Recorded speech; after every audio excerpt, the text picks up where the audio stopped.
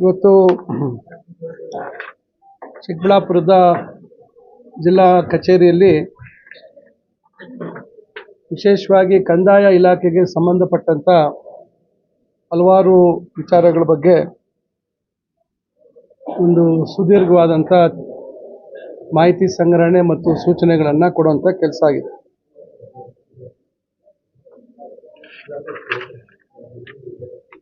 ನಮ್ಮ ಸರ್ಕಾರ 2023 ನಂತರ ಬಂದ ನಂತರ ವಿಶೇಷವಾಗಿ ಕಂದಾಯ ಇಲಾಖೆಯಲ್ಲಿ ಬಹಳಷ್ಟು ಸುಧಾರಣೆಗಳನ್ನು ತರುವಂಥ ಒಂದು ಪ್ರಯತ್ನ ಆಗಿದೆ. ಇದರಲ್ಲಿ ನಮ್ಮ ಜಿಲ್ಲೆಗೆ ಸಂಬಂಧಪಟ್ಟಂತೆ ಜೋಡಿ ಗ್ರಾಮಗಳ ಒಂದು ಸಮಸ್ಯೆ ಏನಿತ್ತು ಅದರ ದಾಖಲಾತಿಗಳನ್ನು ಮಾಡ್ತಕ್ಕಂಥದ್ದು, ವೈಯಕ್ತಿಕವಾಗಿ ಅದಕ್ಕೆ ಪಾಣಿಯನ್ನು ಕೊಡುವಂಥ ಒಂದು ಕೆಲಸವನ್ನು ಪ್ರಾರಂಭ ಆಯಿತು. ಕಂದಾಯ ಸಚಿವರೇ ಇಲ್ಲೇ ಬಂದು ಅದಕ್ಕೆ ಒಂದು ಪಾಣಿಗಳನ್ನು ವಿತರಣೆ ಮಾಡುವಂಥ ಕಾರ್ಯವನ್ನು ಮಾಡಿದರು. ನಂತರ ಪೋಡಿ ಆಂದೋಲನ ಏನು ಪಿ ನಂಬರ್ ಅಂಥೇಳಿ ಒಂದು ದೊಡ್ಡ ಸಮಸ್ಯೆ ಇವತ್ತು ಇಡೀ ರಾಜ್ಯದಲ್ಲಿತ್ತು, ಅದನ್ನು ಚಾಲನೆ ಕೊಡುವಂಥದ್ದು ಇಲ್ಲೇ ಪ್ರಾರಂಭ ಆಯಿತು. ನಂತರ ದಾಖಲಾತಿಗಳನ್ನು ಡಿಜಿಟಲೈಸ್ ಮಾಡುವಂಥದ್ದು, ಅದನ್ನೆಲ್ಲ ಪೂರ್ತಿ ಕಂಪ್ಯೂಟರ್ಕರಣ ಏನು ಸ್ಕ್ಯಾನ್ ಮಾಡಿ ಅದನ್ನು ಯಾವುದೇ ರೀತಿ ಈ ದಾಖಲಾತಿಗಳ ಒಂದು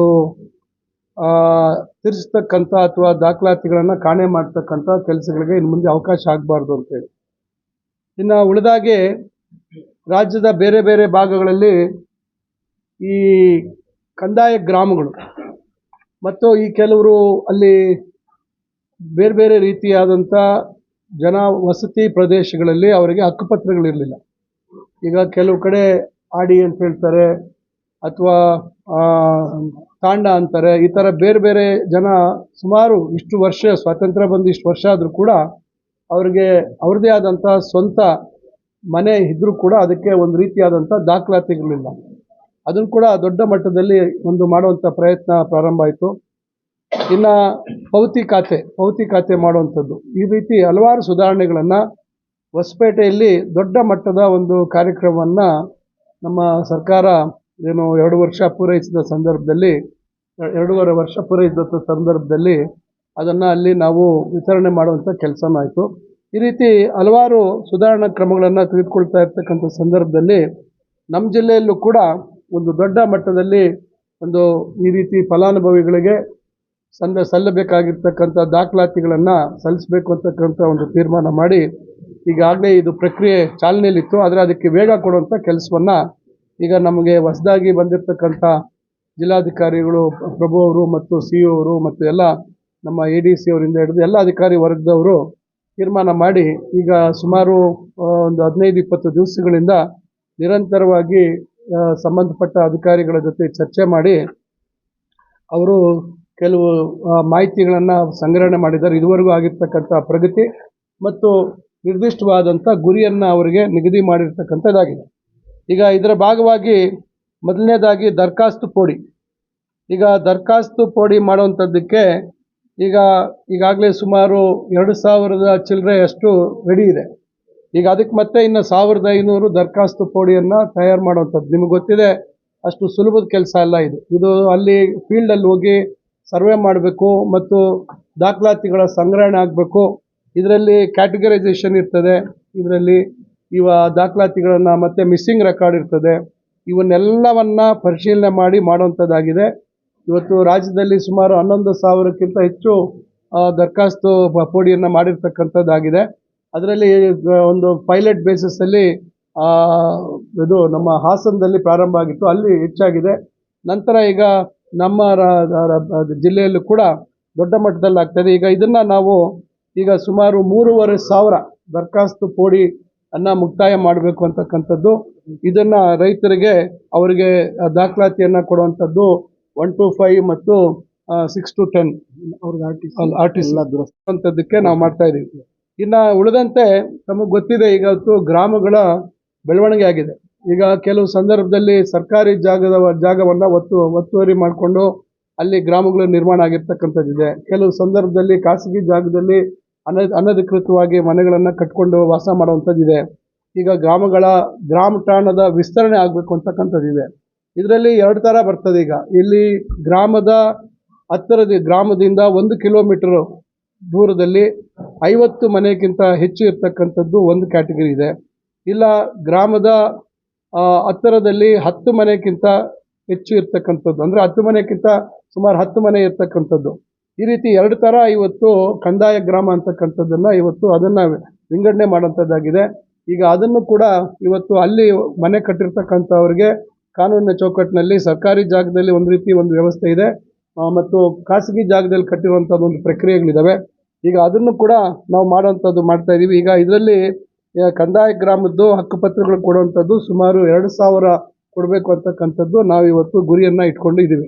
ಇದು ಒಂದು ಭಾಗ. ಇನ್ನು ಈ ಈಗ ಪೌತಿ ಖಾತೆ ಮಾಡುವಂಥದ್ದು, ಈಗ ಅದು ಸುಮಾರು 17,000 ಈಗ ಪೌತಿ ವಾರಿಸಿ ಹೆಸರು ಬದಲಾವಣೆ ಆಗಬೇಕು, ಪಾಣಿಯಲ್ಲಿ ಇಂಡೀಕರಣ ಆಗಬೇಕು, ಪಾಣಿಯಲ್ಲಿ ಅದರ ಹೆಸರು ಬರುವಂಥದ್ದು, ಅದಕ್ಕೆ ಸುಮಾರು 17,000 ಫಲಾನುಭವಿಗಳಿಗೆ ಇದನ್ನು ಮಾಡುವಂಥದ್ದಕ್ಕೆ ಈಗಾಗಲೇ ಸುಮಾರು ಮಾಡಿದ್ದೀವಿ. ಆದರೆ ಇದರ ಜೊತೆಗೆ ಒಟ್ಟು ಎಲ್ಲರಿಗೂ ಸೇರಿ ಇನ್ನು ಅವರಿಗೆ ಗುರಿ ನಿಗದಿ ಮಾಡಿದ್ದೀವಿ, ಅದನ್ನು ಕೊಡುವಂಥದ್ದು ಮಾಡ್ತಾಯಿದ್ದೀವಿ. ಇನ್ನು ಸಾಮಾಜಿಕ ಭದ್ರತಾ ಯೋಜನೆ ನಿಮಗೆ ಗೊತ್ತಿದೆ, ಓಲ್ಡ್ ಏಜ್ ಪೆನ್ಷನ್ನು, ವಿಧವಾ ವೇತನ ಮತ್ತು ಅಂಗವಿಕಲರ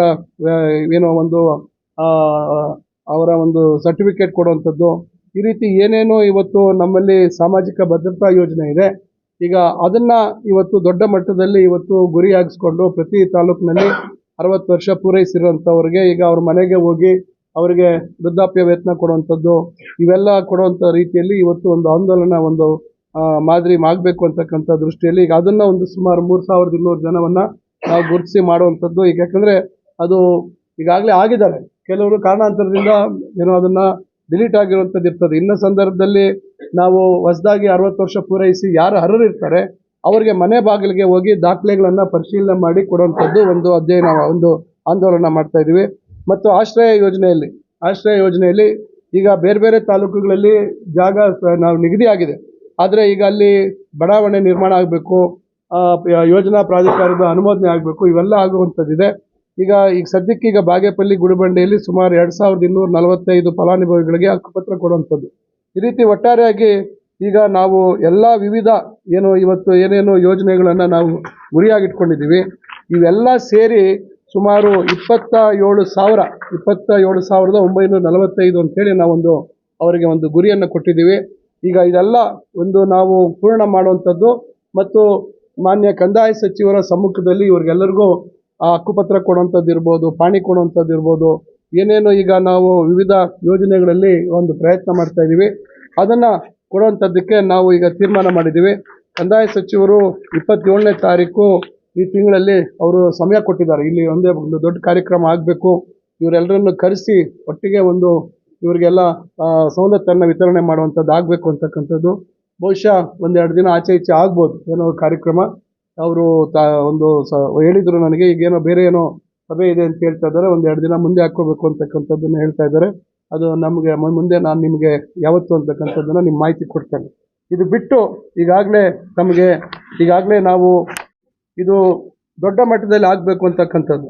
ಇದರಲ್ಲಿ ಬಹುಶಃ ಮುಂದಿನ ದಿನಗಳಲ್ಲಿ 30,000 ಜನಕ್ಕೆ ಇದನ್ನು ಹಕ್ಕುಪತ್ರಗಳನ್ನು ಕೊಡುವಂಥದ್ದಕ್ಕೆ ನಿಗದಿ ಮಾಡಿದ್ದೀವಿ. ಈಗ ಆಗಿದೆ, ಈಗ ಆಗಿರ್ತಕ್ಕಂಥದ್ದು ಬೇರೆ, ಆದರೆ ನಾವು ಟಾರ್ಗೆಟ್ ಇಟ್ಕೊಂಡಿರ್ತಕ್ಕಂಥದ್ದು 30,000 ಜನಕ್ಕೆ ಇದನ್ನು ಮುಟ್ಟುವಂಥದ್ದು ಮಾಡಬೇಕು. ಆಮೇಲೆ ಸಾಮಾಜಿಕ ಭದ್ರತಾ ಅಭಿಯಾನ ಕೂಡ ಅಷ್ಟೇ, ಅದು 10,000 ಜನಕ್ಕೆ ನಾವು ಗುರಿಯಾಗಿ ಇಟ್ಕೊಂಡಿದ್ದೀವಿ. ಅವರೆಲ್ಲರಿಗೂ ಇದನ್ನು ಮುಟ್ಟಿಸುವಂಥದ್ದಾಗಬೇಕು. ಮತ್ತು ಈಗ ನಮ್ಮ ಡಿಜಿಟಲೈಸೇಷನ್ ಮಾಡ್ತಾ ಇದ್ದೀವಿ, ಸ್ಕ್ಯಾನ್ ಮಾಡಿ ಮಾಡುವಂಥದ್ದು. ಈಗಾಗಲೇ 1.95 ಕೋಟಿ, ಅಂದರೆ 1,95,00,000 ಇವತ್ತು ಸ್ಕ್ಯಾನಿಂಗ್ ಆಗಿದೆ, ಹಾಳೆಗಳು, ಶೀಟ್ಸು ಸ್ಕ್ಯಾನಿಂಗ್ ಆಗಿದೆ. ಈಗ ಅದು ABC ಕ್ಯಾಟಗರಿ ಅಂತ ಮಾಡಿದ್ದೀವಿ. ಇವತ್ತು 30 ವರ್ಷಕ್ಕಿಂತ ಮೇಲೆ ಇರ್ತಕ್ಕಂಥದ್ದು, 15 ವರ್ಷಕ್ಕಿಂತ ಕಮ್ಮಿ ದಾಖಲಾತಿಗಳು ಇರ್ತಕ್ಕಂಥದ್ದು, ಈ ರೀತಿ ಎಲ್ಲ ಮಾಡಿರ್ತಕ್ಕಂಥದ್ದಿದೆ. ಈಗಾಗಲೇ ಅದರಲ್ಲಿ 2 ಲಕ್ಷ ದಾಖಲಾತಿಗಳು ಆನ್ಲೈನಲ್ಲಿ ಪಡಿಬೋದು. ಆನ್ಲೈನಲ್ಲಿ ಅವರು ಹಣ ಪಾವತಿ ಮಾಡಿ, ಅವರು UPI ಮುಖಾಂತರ ಪಾವತಿ ಮಾಡಿ ನೇರವಾಗಿ ದಾಖಲಾತಿಗಳನ್ನು, ಸ್ಕ್ಯಾನ್ ಆಗಿರುವಂಥ ದಾಖಲಾತಿಗಳನ್ನು ಪಡೆಯುವಂಥದ್ದು ಮಾಡ್ತಾಯಿದ್ದೀವಿ. ಈ ರೀತಿ ಇವೆಲ್ಲ ಮುಂದಿನ ದಿನಗಳಲ್ಲಿ ಕೂಡ ಒಂದು ದೊಡ್ಡ ಮಟ್ಟದಲ್ಲಿ ಈ ದೊಡ್ಡ ಗುರಿಯನ್ನು ಇಟ್ಕೊಂಡು ನಾವು ಇದನ್ನು ಜನರಿಗೆ ಅವರ ಮನೆ ಬಾಗಿಲಿಗೆ ಕೆಲವು ಈ ಕಾರ್ಯಕ್ರಮಗಳನ್ನು ಕೊಂಡೊಯ್ಯಬೇಕು ಅಂತಕ್ಕಂಥದ್ದು ಇಟ್ಕೊಂಡು ಮಾಡ್ತಾ ಇದ್ದೀವಿ. ಇದರ ಜೊತೆಯಲ್ಲಿ ಈಗ ಮುಂದಿನ ದಿನಗಳಲ್ಲಿ ಈಗ ತಮಗೆ ಗೊತ್ತಿದೆ, ದೊಡ್ಡ ಮಟ್ಟದಲ್ಲಿ ನಮ್ಮ ಜಿಲ್ಲೆಯಲ್ಲಿ KIDB Karnataka industrial area development ಬೋರ್ಡಲ್ಲಿ ಸುಮಾರು ನಾನು ಮೊನ್ನೆ ಹೇಳಿದೆ, ನಾನು ಭಾಷಣ ಮಾಡುವಂಥ ಸಂದರ್ಭದಲ್ಲಿ ಸುಮಾರು 8,000ಕ್ಕಿಂತ ಹೆಚ್ಚು ಎಕರೆಗಳ ಭೂಮಿಯನ್ನು ನಾವು ಗುರುತಿಸಿದ್ದೀವಿ. ಈಗಾಗಲೇ ವಿವಿಧ ಹಂತಗಳಲ್ಲಿ ಅಭಿವೃದ್ಧಿ ಆಗಿರ್ತಕ್ಕಂಥದ್ದಿದೆ, ಮುಂದೆ ಆಗುವಂಥದ್ದಿದೆ. ಅದರ ಒಂದು ಪ್ರಗತಿಯನ್ನು ಕೂಡ ಮುಂದಿನ ದಿನಗಳಲ್ಲಿ ವೇಗ ಕೊಡುವಂಥದ್ದು ಮಾಡ್ತೀವಿ. ಆಮೇಲೆ ನಗರಾಭಿವೃದ್ಧಿ ಒಂದು ಇಲಾಖೆಗೆ ಸಂಬಂಧಪಟ್ಟಂತೆ ಈಗ ಯೋಜನೆಗಳು, ಈಗ ನಮಗೆ ನಗರಾಭಿವೃದ್ಧಿ ಮತ್ತು ಗ್ರಾಮೀಣಾಭಿವೃದ್ಧಿ ಇಲಾಖೆಗೆ ಈಗ ಮೊನ್ನೆ ಕೃಷ್ಣ ಬೈರೇಗೌಡರ ಒಂದು ಅವರ ಒಂದು ಕಚೇರಿಯಲ್ಲಿ ಸಭೆ ಕರೆದಿದ್ರು ಎತ್ತಿನ ಹೊಳೆ ಯೋಜನೆಯ ಪ್ರಗತಿ ಬಗ್ಗೆ. ನಾನು ಅದರಲ್ಲಿ ಭಾಗವಹಿಸಿದ್ದೆ. ನಮ್ಮ ಕೋಲಾರ ಜಿಲ್ಲಾ ಉಸ್ತುವಾರಿ ಮಂತ್ರಿಗಳು ಭಾಗವಹಿಸಿದ್ರು. ದೇವನಹಳ್ಳಿ ನಮ್ಮ ಗ್ರಾಮಾಂತರ ಜಿಲ್ಲೆಯ ಉಸ್ತುವಾರಿ ಸಚಿವರಾಗಿರ್ತಕ್ಕಂಥ KH ಮುನಿಯಪ್ಪ ಅವರು ಭಾಗವಹಿಸಿದ್ರು ಮತ್ತು ಎಲ್ಲ ಅಧಿಕಾರಿಗಳು ಭಾಗವಹಿಸಿದ್ರು. ಏನೀಗ ಪೈಪ್ಲೈನ್ ಕಾಮಗಾರಿ ಆಗ್ತಾ ಇದೆ, ಈಗ ಸುಮಾರು ಇವತ್ತು ಪ್ರಗತಿ ಆಗ್ತಾ ಇದೆ. ಅದು ನಾವಿನ್ನೂ ಅಧಿಕೃತವಾಗಿ ಅದಕ್ಕೆ ಚಾಲನೆ ಕೊಟ್ಟಿಲ್ಲ. ಈಗಾಗಲೇ ಗೌರಿಬಿದನೂರು ಭಾಗದಲ್ಲಿ ಕಾಮಗಾರಿ ಬಹುತೇಕ ಪೂರ್ಣ ಆಗ್ತಾ ಇದೆ. ಈಗ ಈ ಕಡೆ ನಮ್ಮ ಏನು ವೈ ಜಂಕ್ಷನ್ ಅಂತೇಳಿ ಇದೆ ಇಲ್ಲಿ ದೇವನಹಳ್ಳಿ ಹತ್ರ, ಅಲ್ಲಿಂದ ಒಂದು ಲೈನು ನಮ್ಮ ಚಿಕ್ಕಬಳ್ಳಾಪುರಕ್ಕೆ ಬಂದು ಚಿಕ್ಕಬಳ್ಳಾಪುರದಿಂದ ಒಂದು ಬಾಗೇಪಲ್ಲಿ ಕಡೆ ಹೋಗ್ತದೆ, ಇನ್ನೊಂದು ಸೀದಾ ಇಲ್ಲಿ ಶ್ರೀನಿವಾಸಪುರ ಮುಳಬಾಗಿಲಿಗೆ ಹೋಗುತ್ತೆ, ಮತ್ತೊಂದು ಅದೇ ಶಿಡ್ಲಘಟ್ಟ ಮುಖಾಂತರ ಚಿಂತಾಮಣಿ ಶ್ರೀನಿವಾಸಪುರಕ್ಕೆ ಹೋಗುತ್ತೆ, ಮತ್ತೆ ಇನ್ನೊಂದು ಆ ಕಡೆ ನೇರವಾಗಿ ದೇವನಹಳ್ಳಿ ಇಂದ ಕೋಲಾರ್ಗೆ ಹೋಗುವಂಥ ರಸ್ತೆಯಲ್ಲಿ, ಆ ರಸ್ತೆಯಲ್ಲಿ ಹೋಗಿ ಅಲ್ಲಿ ಬಂಗಾರಪೇಟೆ ಆ ಕಡೆ ಬೇರೆ ತಾಲೂಕುಗಳಿಗೆ ಹೋಗುವಂಥದ್ದಿದೆ. ಈಗ ಅದ್ರ ಬಗ್ಗೆ ಈಗಾಗಲೇ ಎಲ್ಲರಿಗೂ ಸೂಚನೆ ಕೊಟ್ಟಿದ್ದಾರೆ, ಏನು ಪೈಪ್ಲೈನ್ ಅಲೈನ್ಮೆಂಟಲ್ಲಿ ಎಲ್ಲೆಲ್ಲಿ ಭೂಸ್ವಾಧೀನ ಆಗಬೇಕು, ಏನೇನು ಸಮಸ್ಯೆ ಇದೆ ಅಂತಕ್ಕಂಥದ್ದು. ಈಗ ಅದಕ್ಕೆಲ್ಲ ಈಗ ಭಾಳಷ್ಟು ಈಗ ವೇಗ ಕೊಡುವಂಥ ಕೆಲಸ ಆಗ್ತಾಯಿದೆ. ಬಹುಶಃ ಮುಂದಿನ ದಿನಗಳಲ್ಲಿ ಬಜೆಟ್ ಆದಮೇಲೆ ಮುಖ್ಯಮಂತ್ರಿಗಳ ಸಮಯವನ್ನು ನೋಡಿಕೊಂಡು ಇದಕ್ಕೆ ಅಧಿಕೃತವಾಗಿ ಚಾಲನೆ ಒಂದು ಕಾರ್ಯಕ್ರಮ ಮಾಡುವಂಥದ್ದು ಮಾಡ್ತೇವೆ. ಇದು ಒಂದು ಕಡೆ ಭಾಗ ಆದರೆ, ಇನ್ನೊಂದು